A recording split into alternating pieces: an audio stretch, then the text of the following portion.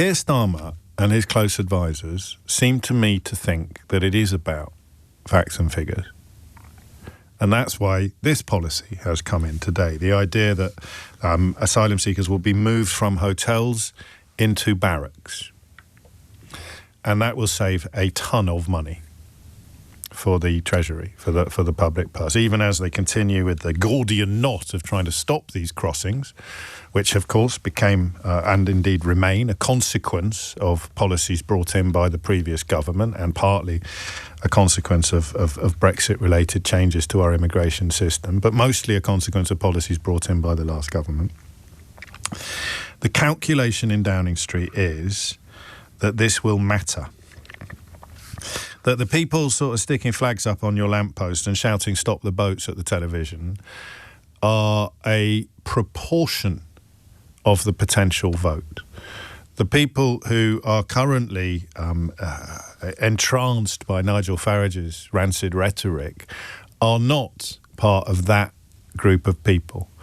They are people who genuinely feel, whether they should or not is moot, because they genuinely feel that their own life is being negatively affected by people crossing the English Channel in small boats. And that feeling is exacerbated by two things. The figures, the costs, the numbers that are published routinely, and the occasional hideous crime committed by somebody accommodated in one of these facilities. Those two things create a personal reaction to the reality. They create a personal reaction to the facts. Whether they should or not, again, is moot. It doesn't matter because people feel things and politicians have to reflect or embrace those feelings. It seems to me that the government is currently betting the house on people having a rational approach to asylum seeking. So Keir Starmer and his closest advisors today are arguing that if we save a ton of money on accommodating asylum seekers, that will be good politics. That will be good for the economy, it will be good for the country, and it will be good, crucially, for our political fortunes. Now, if you spend time on Twitter, you would conclude, I suppose, and suspect, because happily I don't anymore, that they are completely wasting their time because we don't want any of them here and we'd rather they were drowned in the middle of the English Channel and we should be shooting them out of cannons and taking them back to as yet unspecified and quite possibly non-existent countries where we could just drop them off and wash our hands and leave. But Twitter, despite what political parties seem to think, is not real life.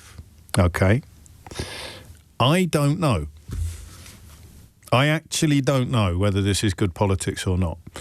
I don't know whether you, as someone who has, for example, a problem with me, perhaps politically sometimes, or somebody who has, I'm going to say fallen for, but I accept that might be an unfair. Let's say you live in an area where there is little or no immigration at all. There's a piece on the BBC today about Buxton, a town I know quite well and I've always had a particular soft spot for, but which has fallen under the Faragist spell, despite having, I think, a 97 or 98% white population. Probably still not high enough for Sarah Pochin or Robert Jenrick, but, you know, statistically incredibly high. And they've fallen under the spell. So the message being sent to them is, well, they were never staying in four-star hotels, these people, but the perception that they were being too generously accommodated has taken such a hold upon parts of the population that Keir Starmer is trying to remove its grip.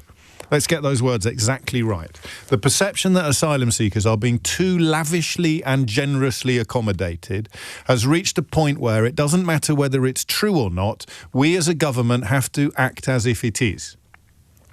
Therefore, we have to make the accommodation that asylum seekers are accessing measurably and observably less salubrious.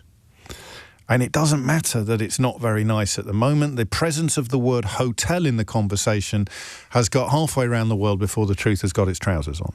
Okay? Keir Starmer's calculation is that there are lots and lots and lots of people who actually will be much more comfortable with this phenomenon if these people were housed in much more primitive accommodation, if these people were housed in much less salubrious accommodation. That is the calculation. Very simply, Keir Starmer thinks that there are millions of people in this country who will be less exercised by the nativist bile and the racism of Nigel Farage and his colleagues if asylum seekers were staying in less luxurious. Well, they're not luxurious. You see the problem with words. If asylum seekers were housed in army camps instead of repurposed hotels. And I think it is an absolutely huge miscalculation. Because, and I want you to tell me that I'm wrong, but I don't know that anyone will. So you just have to queue up to tell me that I'm right. Because the kind of people who are most exercised by Stop the Boats not only live in areas that are or not entirely, but are largely unaffected by immigration in general, never mind asylum seekers in particular, but they don't care. It's a lie to say, I don't mind. I think they've been lying all along about what we just care about how much it costs, or we care about the fact that it's a 3-star hotel and I can't be bothered to do my research to establish that it's nothing of the sort, or a 4-star hotel, or whatever it is. Keir Starmer thinks it's good politics to put these people in army camps. Do you?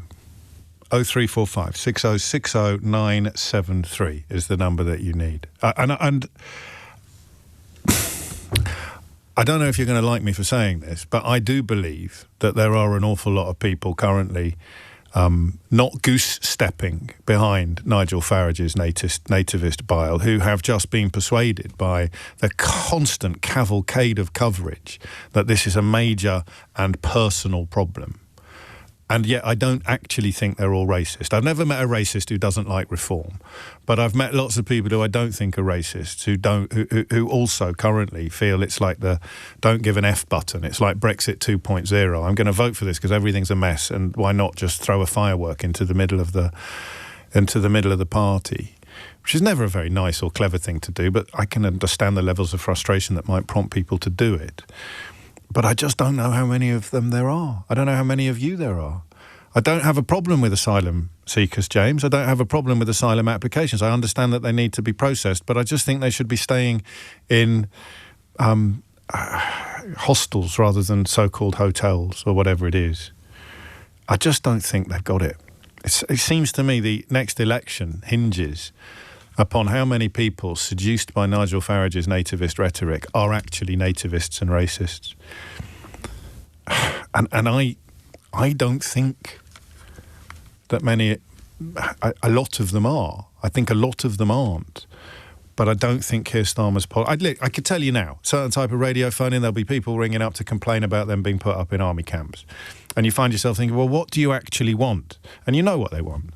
They're just not ready to say it quite yet.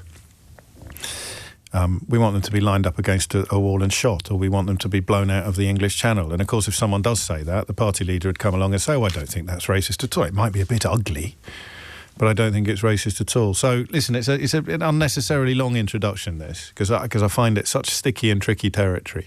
But the question's pretty straightforward. Keir Starmer is going to move a whole bunch of asylum seekers from repurposed and usually quite unpleasant hotels into accommodation that he can tell the British public is even more primitive. Is that good politics? Will it work? And is it you? Is it you he's trying to appeal to? And are you actually a nice person who has a reasonable and legitimate problem with a misrepresented depiction of asylum seeker accommodation? But if you know that they're staying in hostels, army camps, bunk beds, 50 to a room, you'll somehow be a lot more comfortable.